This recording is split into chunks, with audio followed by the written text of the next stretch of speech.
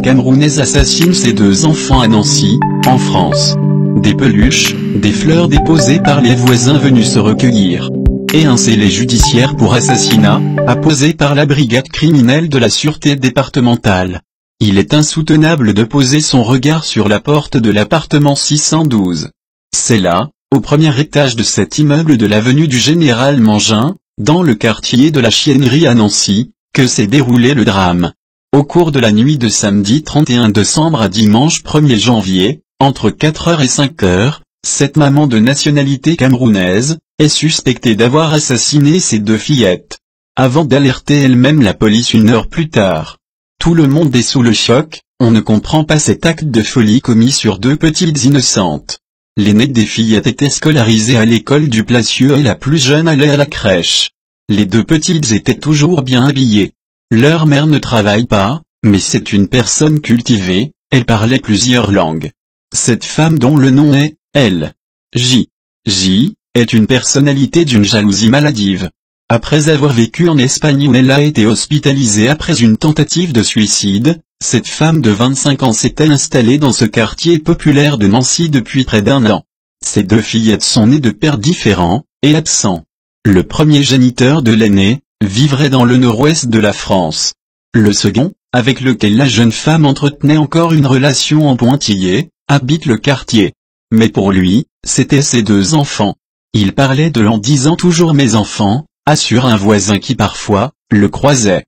Elle criait beaucoup, mettait la musique à fond, mais jamais je n'ai remarqué de traces de violence sur ces gamines.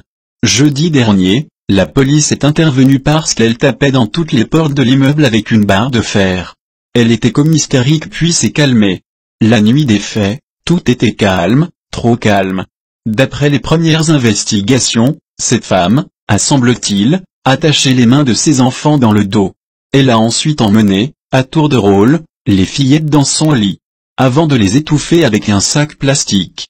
Dans l'attente de l'autopsie pratiquée mardi, l'hypothèse d'une mort par asphyxie est la plus probable. Des analyses toxicologiques s'attacheront à vérifier si les enfants ont pu absorber des médicaments avant l'étouffement. À plusieurs reprises, la mère de famille a fait part à ses proches, de son macabre dessein. Jusqu'au passage à l'acte. Quant au mobile de ce double assassinat, il paraît plus difficile à cerner et pourrait s'enraciner dans une pathologie relevant de l'histoire familiale et conjugale de cette femme d'origine camerounaise.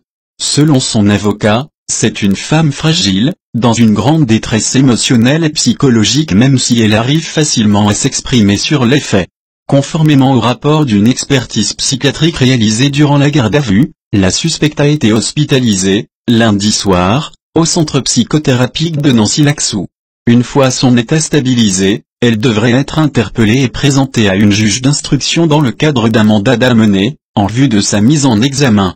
Prions pour le repos en paix des âmes, de ces 2 petits anges, Kayla, et Orlan. Partagez cette information et abonnez-vous sur Sabitou Bar, pour plus d'informations.